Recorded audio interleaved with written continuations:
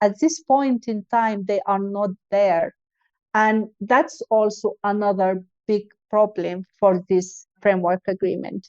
It's isolated. Welcome to Global Dispatches, a podcast for the foreign policy and global development communities and anyone who wants a deeper understanding of what is driving events in the world today. I'm your host, Mark Leon Goldberg. I am a veteran international affairs journalist and the editor of UN Dispatch. Enjoy the show.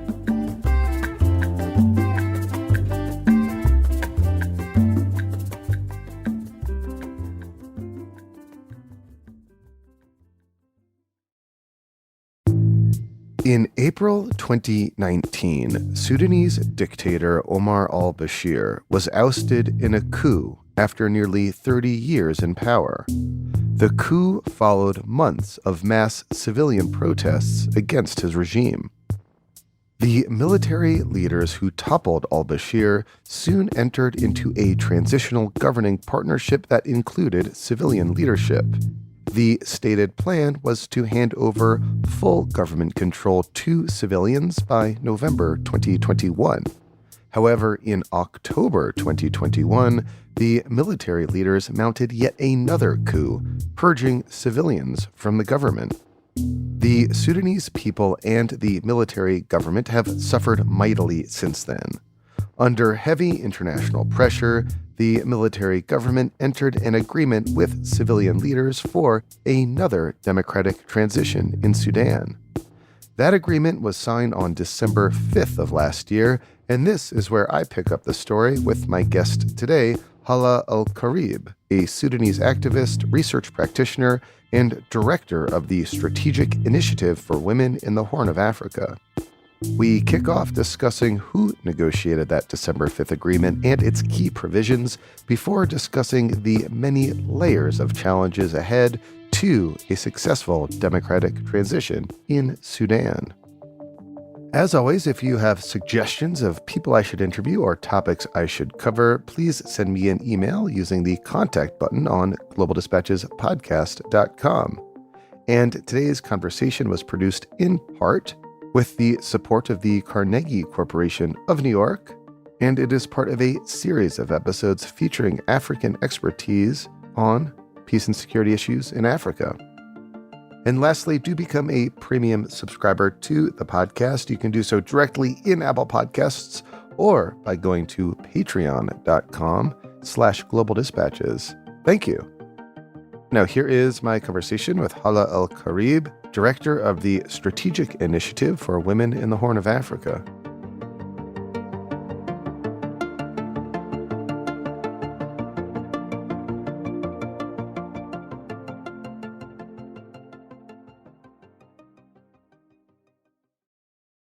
Can you explain to listeners who were the entities that signed that December 5th framework agreement?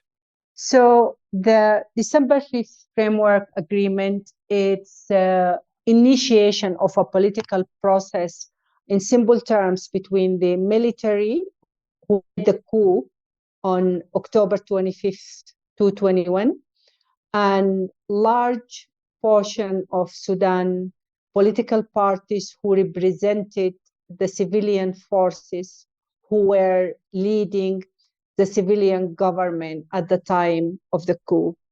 So not all the Sudan civilian forces are on board and signatories, but to the Sudan agreement, but majority of them are part of the framework agreements. And Sudan civilian political parties are a wide range of political organizations. Among them are the Sudan Congress Party, Sudan Democratic Unionist Party, Sudan Ummah Party, and those kind of the large political parties that were part of the Freedom and Change Front, the front that was leading the uprising against Bashir, and they were the one who developed the framework of the civilian government in 2019. At the time in 2019, they were a broader coalition of civil society, were part of the agreement with the military. At this point, the signatories to the framework agreement are predominantly political parties, with the military factions who are mostly Sudan Defense Forces or the Sudanese army, and part of the paramilitary organizations and some of the formal rebel groups as well, but not all of them. So it is a narrower coalition that entered into the December 5th framework agreement than the coalition of civilians that initiated the revolution in 2019. But as you said, it's still a fairly representative group of civilian leaders who entered into this December 5th framework agreement. I would say to some extent, the military coup has taken place in October 25th to 21. Between October 25th to date, Sudanese military has completely failed to develop a framework of governance.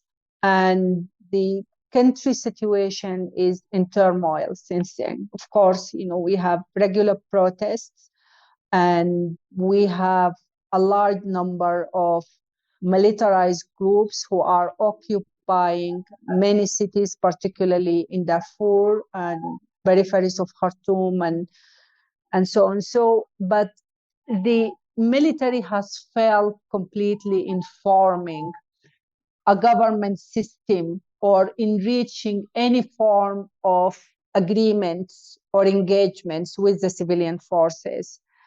And I think the framework agreement, which is largely motivated by the United Nations mission in Sudan, UNITAMS, and mediators from the African Union and from the IGAD, the Intergovernmental Authority, which works mostly in the Horn of Africa. It's basically an attempt to stabilize the country and to move the political process a step forward.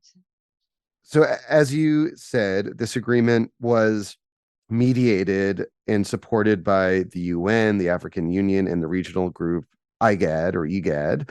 And it was the military coup leaders and this civilian coalition that negotiated this framework agreement.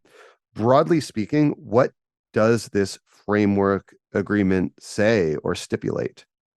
So the framework agreement stipulates a transition into civilian governments. It stipulates the army, kind of let go of controlling the civilian parts of governments, that the political party elites should form a government that will take control of the civil part of the governments, including all the kind of ministries and interior ministries, the police forces, and so on. It also stipulates the integrations of the different armies, including the Rapid Support Force, or the RSF, which is one of the biggest paramilitary forces that was initiated during Bashir's time and started as an armed militia that fought on behalf of Sudanese army in Darfur, mostly against the Darfur rebel groups, but primarily the activity of the RSF was, and until now, was mostly about, enabling certain populations in Darfur, the Arabized pastoral communities, to have access to more lands.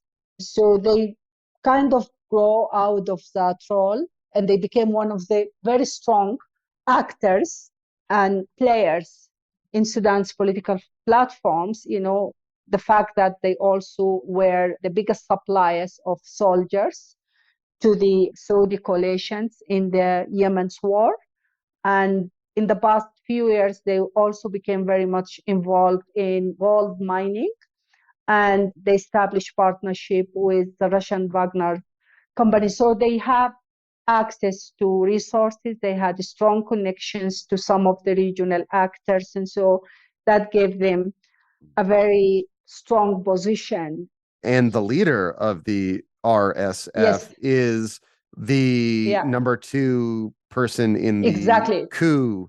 So the leader of the RSF is the number 2 person in the Sudanese government currently, one of the military leaders that enacted the coup and recently entered into a negotiation with the civilian forces. So what does this December 5th agreement say happens with the RSF, which is a paramilitary group? So the December agreement, it says that there should be a process where the RSF can be integrated into Sudanese military. And so Sudan to have one army, because right now the RSF and the leader of the RSF are functioning as a parallel kind of military structure to the Sudanese army that's well equipped, have resources, and have economic investments in the country and have hands and footprints across the country. But there is no time frame in terms of when. There is no methodology in terms of how this is going to happen or how it can be mediated.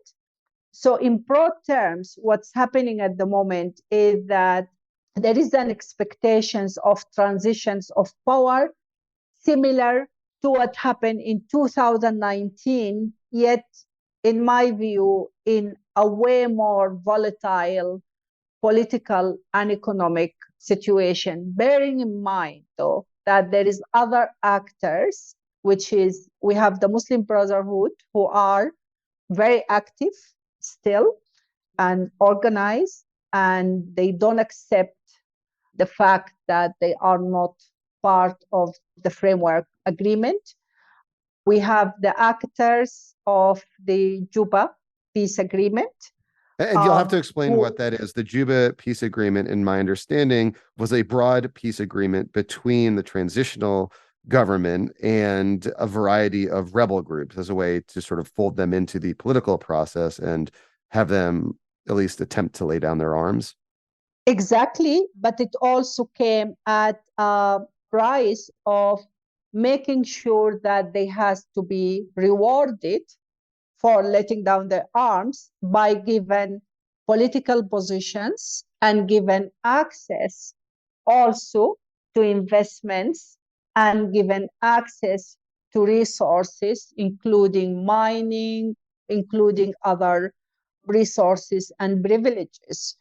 So the actors from the Juba Peace Agreement, which are two major Darfuri used to be armed movements, one of them is the Justice and Equality Movement, are very, very close to the Muslim Brotherhood, and they definitely work in coordination with them. The other group is not, but those two groups, they are to a large extent, has been part of the military coup, has given them great opportunities in terms of having access to power, to resources. And so having, again, the political parties and the civilian factions of, the different political parties entering into the power, that kind of poses a threat to their interests. And this is actually one of the threats of the frameworks agreement, in addition to many other threats. I mean, it sounds like you are not terribly optimistic that the framework agreement will indeed lead to meaningful transitions towards democracy. I mean, you have this challenge with the RSF, the main, most powerful military force in the country, somehow needs to get integrated into the Sudanese National Army. You have these other political challenges that you just described. Are these challenges insurmountable in your view? I think the biggest challenge that the framework agreement is confronted with is presumably if they manage to navigate their way and formed a government, considering all the regional and internal threats, because Sudan is also surrounded by actors who are not interested in seeing Sudan going through a form of democratic process and elections. And those actors, they have definitely very strong interest in Sudan. and the position And of Sudanese government. just to be Yeah, clear, presumably you are referring to key players like actors in the Egypt. Gulf, Egypt. Yeah, you're referring to Yeah, Egypt and actors in the yeah, Gulf as well. yeah. But particularly Egypt, definitely. So What is Egypt's position that might undermine the transition in Sudan? well, Egypt is definitely a pro-military ruling in Sudan. The connections between the Egyptian army and the Sudanese army is a historical one. And the interest, of course, is on the water, on the security issues, and of course, with all the tension that's happening against Ethiopia and the Renaissance Dam and all these situations. So Egypt definitely sees Sudan as kind of a backyard where it needs to constantly guard and make sure that there is no security threats, particularly to the issue of the Nile and the issue of the water. And Egypt presumably has learned how to work well with the military leaders of Sudan. And there's a big Time. and there's a big question mark over if there is a democratic transition and say a group like the Muslim Brotherhood gains power, they are not necessarily likely to be allied with Egypt in any meaningful way to the same extent that the military leaders are. Yes, but I think also Egypt is threatened more with having a pro-democracy government than the Muslim Brotherhood, because the Muslim Brotherhood controls Sudan, for 30 years through the military, and eventually they managed somehow, because Bashir's regime was a collaboration between Sudanese military and the Muslim Brotherhood. So they managed somehow to satisfy Egypt's to a large extent, and especially after the mid 1990s, when the friction has happened between the political faction of the Muslim Brotherhood and those who went ahead and supported, the military factions. So, but I think the concern is a pro-democracy government. The concern is also a government that would inspire Egyptian people to rebel, against the military in Egypt, and so many other things. But that's definitely a big challenge that should be taken into considerations. And, I think Egypt is worth to be considered seriously in any political process when it comes to Sudan. That's a reality of things. So I take you're saying it's less specifically the Muslim Brotherhood, more the idea of having a democracy at Egypt's doorstep that is potentially concerning from Egypt's point of view. I wanted to ask you specifically about the role of women in this transition. Women were very much at the forefront of the 2019 revolution that led to the ouster of Omar al-Bashir. In this December 5th agreement and in negotiations more broadly, are women still playing that central role that they did back in 2019? No. That seems to be a problem. It's a big problem because the lack of inclusivity, and that's also the other challenge of this framework agreement, is the isolation, the level of isolation that the framework agreement struggled with. The initial engagement, which is the constitutional document of 2019 between the military and civilian, it had massive support and backup from Sudanese, particularly from women and youth, who were at the forefront of the protest, who are the majority of the inhabitants of the country, are mostly women and young people below the age of 30. And I think one of the challenges that the Sudan political parties are struggling with is, I believe to a large extent, they took for granted and undermined, the power that's been held by women and young people in terms of securing the success of this framework agreement. And that could have been happening by doing so many things that has not been done. Women numbers in Sudan political parties are very small. And that's happening for a reason. I mean, the Sudanese political parties, they never went out of their way to accommodate women into their political structures. And so they have minimal influence or no influence when it comes in political decision making. So they are not present around the table as it should be. It's very minimal, very superficial, and at the level of tokenism. But then women are heavily present on civil society because they found their place in civil society, they established their own civil society, and the exclusion of civil society in its broader term. And I'm talking about youth association, grassroots women associations, those actors who were directly influenced by the armed conflicts, are directly exposed to the violations of the military, and all those actors who could have actually been the backbone of any political process. At this point in time, they are not there. And that's also another big problem for this framework agreement. It's isolated.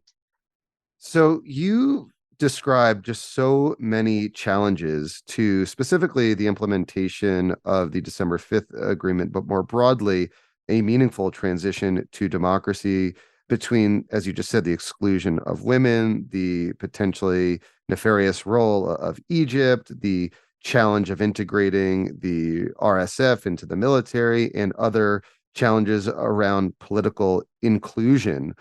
What can the international community do to try and help Sudan overcome some of those obstacles? Are there any specific steps or roles of the United States, the European Union, the UN, or the African Union to kind of nudge this transition in the right direction and help overcome some of these key challenges? I think the international community really need to hold both the military and Sudan political parties accountable to the process, and meaning that that has to be interpreted into serious steps. First of all, this process struggles with lack of transparency. It doesn't have a voice. There is no formal media outlets that speaks on behalf of this process to the Sudanese people. The conversation is so scattered and it's coming from different actors. And that shows, a level of lack of accountability from the military, of course, who are, you can feel that they are not quite enthusiastic about this process. And also the fact that the political parties and political organizations, they underestimate the level of work requires to actually enable this process to work. And I think the international community should be very firm in terms of holding both parties accountable to transparency, to engagements with different factions of Sudanese society. Sudan political parties, they need really to expand beyond the narrow framework of their party politics, because this is a national process. And I think they can open up to listen to the voices of Sudanese in their different position. Right now, the process is very limited to a competitions over who is going to be in government and who is going to be appointed to do what. And that's very highly problematic because the challenges down the road are really massive. And if you are not cultivating support from diverse Sudanese population at this point in time, including the women, including the youth, including the different people in Sudan across the country, it will be very difficult to actually sustain this process or even to make it work. Also, the international community should invest seriously in this position. Sudan political parties really struggle when it comes to their capacity, when it comes to their ability to reach out, themselves, their membership, their structure is very, very poor. Those are political organizations that have been struggling with repression and alienations, and they have continued to just act based on self-preservations for close to a century, living under dictatorship. So a real and true investment on the political parties to help them, to lead this process and to hold them accountable is very important. Thank you so much for your time, Hala. This was very helpful. Thank you for having me.